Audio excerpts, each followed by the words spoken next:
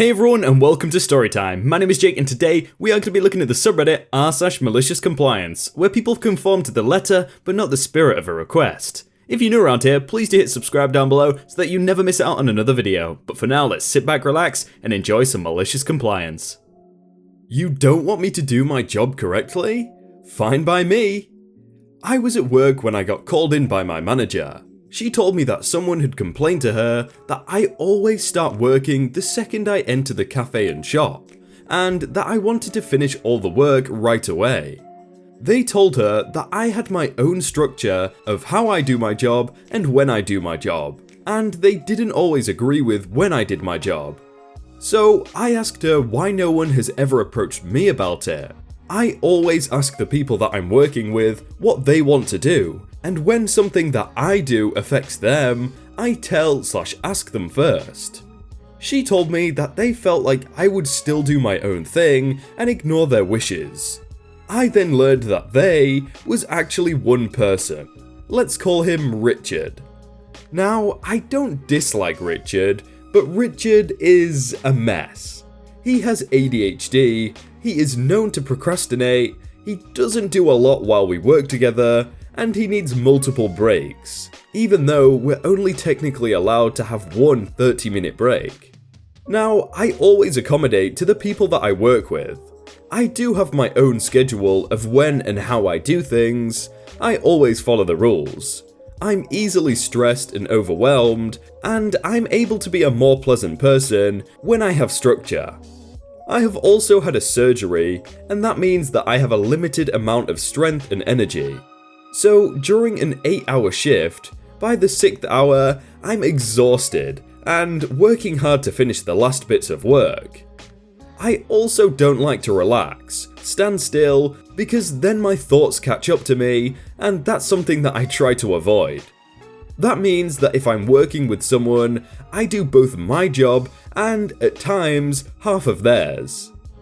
I believe that we also finish on time when we're finished an hour earlier. One reason is that a lot of things can and often go wrong last minute. Our coffee maker can break down, our pin machine might stop working, the fridge can flood, a lot of customers can come in last minute and drop their hot drink over the mopped floors, and more. This is not me being dramatic, all those things just happen. Now, if you're ahead of the game, it's not that bad. I tried to explain that, but my manager told me to try and accommodate to Richard's needs more. So I told her that I'll just leave the planning to Richard so he wouldn't feel bad about it anymore. That's where the malicious compliance started. I had to work with him every day that week. He came in, late as always, and I told him that I had a conversation with our manager and that I'll be following his schedule to do my job from now on. He seemed happy about that. Now, normally, I count our cigarettes and clean the first oven, which is a 2-hour process. You don't have to do anything during those 2 hours, but all the programs collectively last 2 hours. I didn't do that because he didn't tell me to. I didn't bake at the appropriate times because he had an issue with that. I didn't clean out our first coffee maker, didn't count the first register, didn't check the products in advance, and more. Now, our shifts are from 3 PM till 11 PM. At 8 PM, he asked me what we needed to do. Now, it's his job to fill the store, which he hadn't done. The whole store was a mess, and we hadn't done anything. So he told me that it was okay to start with all the tasks. Now, normally, I still make the coffee, handle the cash register while doing all the other tasks. This time, however, I couldn't because I had about 6 tasks that needed to be done on time for us to finish somewhat on time. So he had to handle the cash register while working in the store.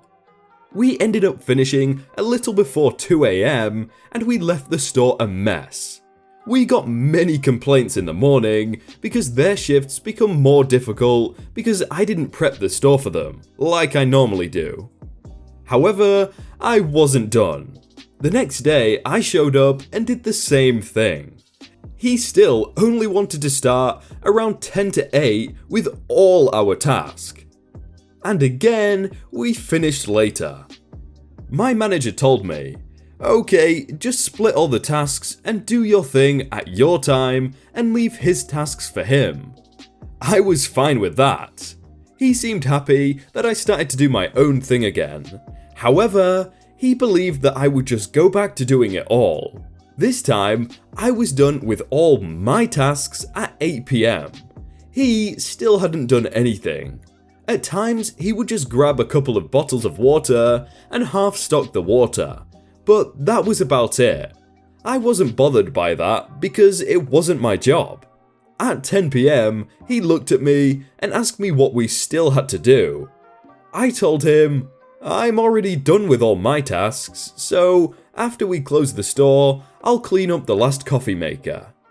I looked at him with confusion. I don't know about what you still have to do though. I didn't keep a track of it this time, I said. He looked at me in shock, but I ignored him and went to help our customers. He quickly ran to the back and started to grab all the drinks that needed to be refrigerated and started to stock the store. Of course, I would have loved to help him, but as I suspected, the pin machine no longer worked and everyone had to pay with cash. This slowed everything down and there was a large crowd coming, and I needed to help them. I helped them the whole hour until closing time, and cleaned the last coffee maker. I was done. We had closed at 11:15, and I was done at 1 minute to 11. I looked at Richard, and he looked at me. There is so much that still needs to be done, but I do get it if you need to leave, he said while looking at me expectantly. Now, normally, I would have taken the bait and helped till we were done with everything and pushed past my limits.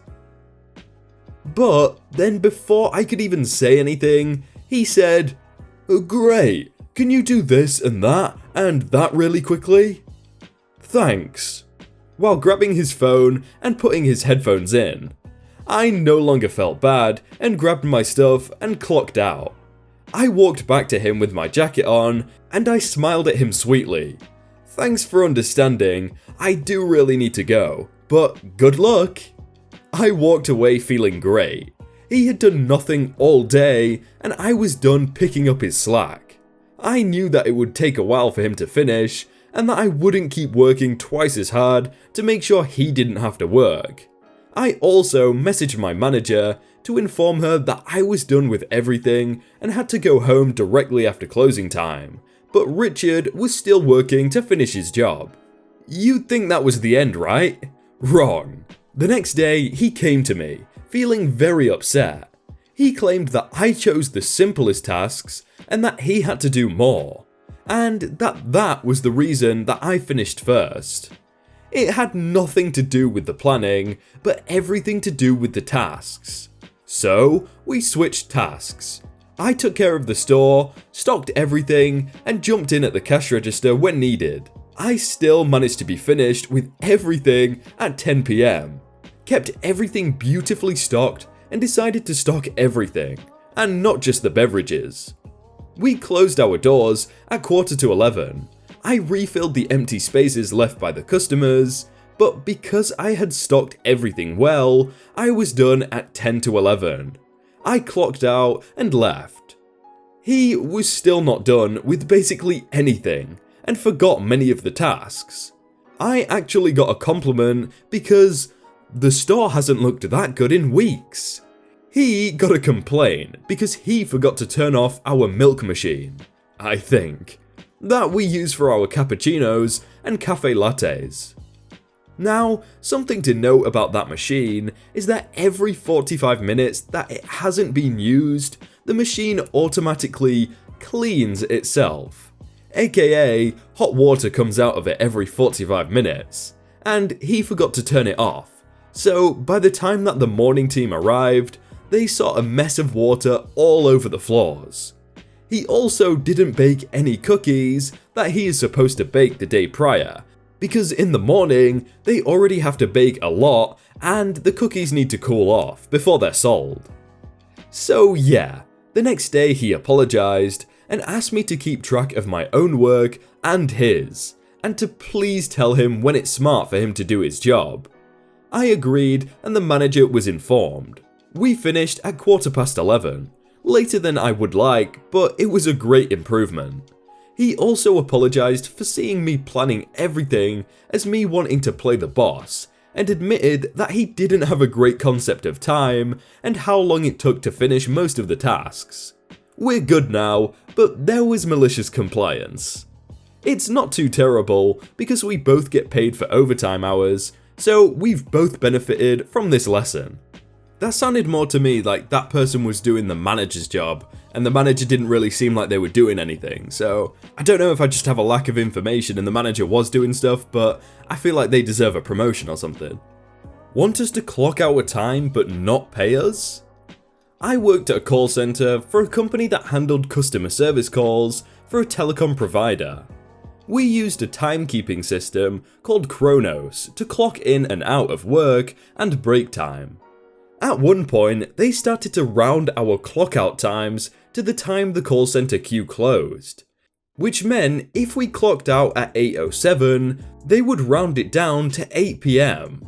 Often enough, we would have calls coming in at 7:59 or 8 PM, which could easily go on for 5 to 15 minutes. After we talked to our management about this, and they refused to change the policy back, we started to log out at exactly 8 PM. This meant telling customers that we were now closed, and to call back in the following morning. After 3 days, the policy was reversed, and we were also allowed to clock in 5 minutes before, so we could open up our systems. That's such a stupid policy to put in the first place. Like, oh, if you work 7 minutes more, we're just gonna take that away, just for the convenience, you know? It's like, what? No.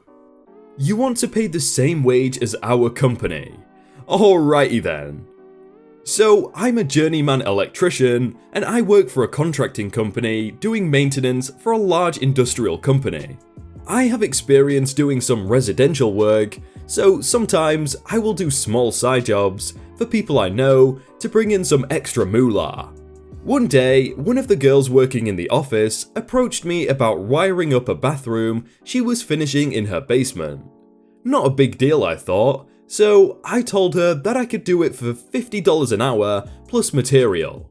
A real bargain if you know how much a good electrician can cost. She agreed, so the next weekend I had available, I did the job. After I finished the work, which only took about 8 hours and $100 in materials, because I used some stuff I had at home, I handed her the bill. She threw a fit, saying, "But so-and-so company pays you less. I'll only pay what so-and-so company pays your company." I tried to explain that she doesn't realize what she's saying, but she wouldn't let me finish. I made sure she was absolutely sure and adjusted my price. She figured that because my company only pays me $36 an hour, her company only pays my company $36 an hour for my services. She was obviously mistaken, because that doesn't make sense with the extra cost of insurance, licensing, and benefits. Her company actually pays around $80 an hour for my services.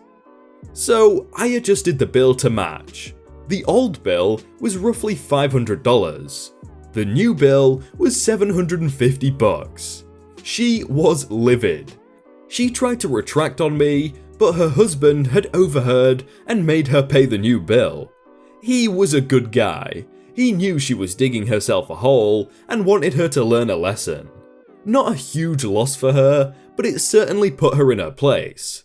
She ignores me at work now, but her husband said I'll be the go-to guy for any small electrical jobs him and his buddies may have. Okay, surely the husband and wife must have been arguing that day, because there's no way he just took some random guy's side over his wife, but I guess it is the logical thing to do. Moving offices. Management demands we slowly pack up our things during the day instead of giving us some free time to do it? With pleasure. My whole office is relocating to a new building as of this Monday. We've known about it for a few months, but didn't have a solid move-in day until about 2 weeks ago. When management announced the move, we were all happy. When they announced the day, it was even better. Then we asked, how many boxes will we each get to pack our stuff? How much time will we have on the Friday/Monday to pack and move? Management responded with complete disbelief. We were told to pack on our own time, find boxes from office supply deliveries or on our own, and take our stuff with us Friday to bring it to the new place Monday morning. Now, I can appreciate not wanting to waste time, but we have a multi-suite office with break rooms and office supplies, small furniture, computers, etc. I'm almost guaranteed to mess something up on this computer if I start unplugging at random. Eventually, management scheduled our IT group from HQ and 1 to 2 movers to get the computers and chairs, but everything else was on us. We asked management as a group at the beginning of the week if we could just have 2 hours at the end of the day, Thursday or Friday, to pack everything and we'd be done with it. They say, just slowly pack up your things and the office throughout the day. So we did. 3 or 4 people go pack up the break room at the same time on Thursday. Takes extra long because we don't have extra boxes for the supplies and the food in there. And then all those people were not at their desks for probably an hour. Then the fridge needs to be cleaned out. Same thing, plus we filled all the trash cans with the unwanted food and supplies, and didn't accommodate for that. No, the cleaners won't be coming this weekend. Now someone has to take all the trash to the dumpster, and probably will need to on Friday too. No idea who will be sweeping or vacuuming.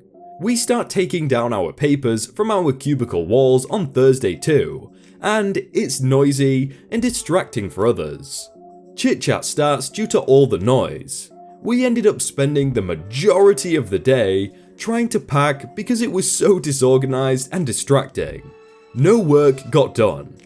Friday morning, we all come in and have to unpack some of the boxes to access our files. The coffee machine, paper towels, all sorts of stupid stuff. My 5-minute coffee break turns into 15 just because I have to refill the coffee maker with water and heat it.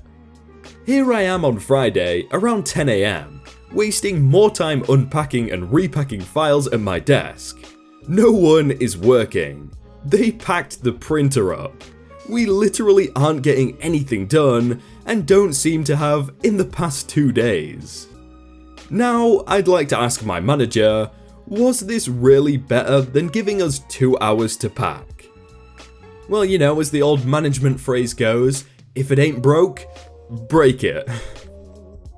Hey everyone, I hope you all had a really good day and that you enjoyed that video. If you want to check out some other videos, then click on screen right now or check out the playlist down below. If you enjoyed that video, then please do leave a like. And if you want to submit your own stories, then you can do so by joining the Discord in the top link in the description. But thank you so much for watching and I will see you very soon.